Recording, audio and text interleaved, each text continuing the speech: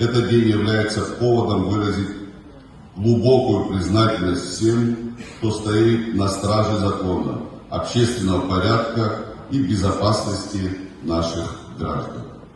Органы внутренних дел Абхазии по праву занимают особое место в системе государственных институтов, обеспечивая стабильность, защищая права и интересы граждан, борясь с преступностью, незаконным оборотом наркотиков, обеспечивая безопасность на дорогах.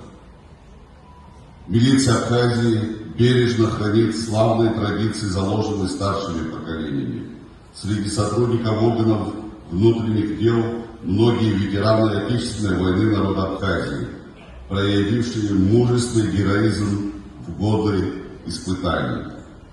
Многие из них отдали свои жизни во имя свободы и независимости нашей Родины. Их подвиг навсегда останется в памяти нашего многонационального народа.